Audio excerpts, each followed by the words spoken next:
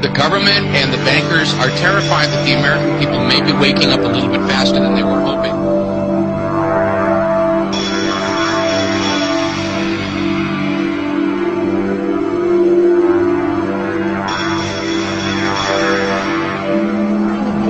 Taking a big new step, looking to build a huge database of people's physical characteristics. The FBI is taking on $1 billion project to gather fingerprints, palm patterns, even digital pictures of faces. Eventually, it could expand to include iris patterns, face shape patterns, scars, even information about how you walk and talk. It's called biometrics, and it could change the face of law enforcement.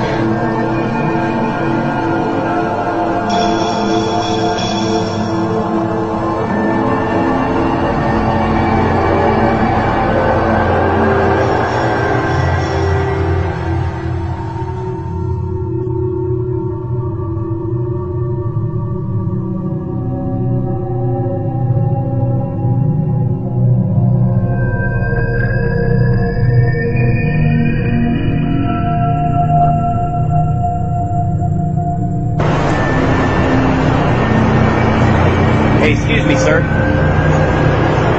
What kind of a gun is that you got there? Am I being filmed right now? Yeah, you are. Why? What kind of gun is that you're holding?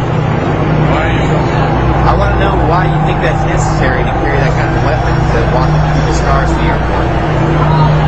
I don't have to answer your question. It's none of your business. It's none of my business. Don't you work for me since I'm a citizen of Phoenix and the United States? I work for a sergeant. You want to talk to my sergeant? Okay, doesn't your sergeant work for me? Isn't he a servant of the people? I'm not going to have this. Doesn't your car say to protect and to serve, and you're walking around with a machine gun, harassing people? Huh? How would you feel if somebody walked up to your car with a machine gun? Huh? You don't want to answer me? Oh man, you're pointing at people, telling them what to do, huh? With a machine gun. Hey, excuse me, what kind of gun did he say that is? An AR? An AR? Thanks. Hey, he wouldn't tell me because I wasn't admiring it. Oh. 1 million terrorism suspects in America. A leading civil liberties group claims that's the number on the watch Good morning to you. And about 180 new laws were passed this past session. About a dozen or so. Critics say the Department of Homeland Security document unfairly paints military vets as right-wing extremists. To tell you about the Department of Homeland Security tonight, telling law enforcement agencies that homegrown right-wing extremist groups are growing. They're gaining strength, according to the report, by exploiting fears about President Obama's race, as well as fears about the economy.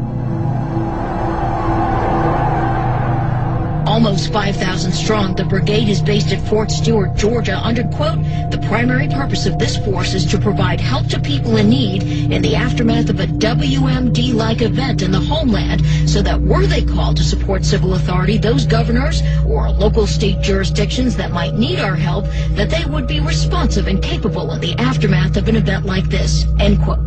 On Capitol Hill, questions about how the Pentagon determined that a thinly stretched military with two conflicts underway could spare these troops. Infantry brigade is designed to engage an enemy with maximum effective force and destroy it.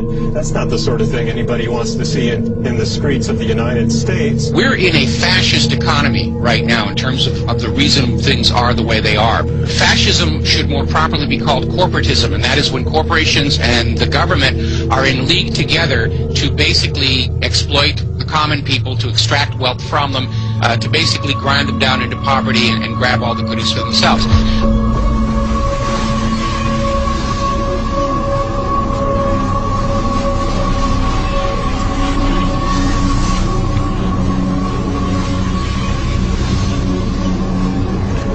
So basically, all or most of you engaged in all or at least some of the activities that actually created this crisis, in my opinion. But basically, you come to us today on your bicycles after buying Girl Scout cookies and helping out Mother Teresa, telling us we're sorry, we didn't mean it, we won't do it again. Trust us. Government is now in hock $546,000 per household. You're never going to be able to pay it off in obligation. Thank you, Mr. Speaker. You know, just moments ago on this floor, there was cheering, there was clapping over the passing of the Crap and Trade bill. And it's a little tough to get excited, you know, from a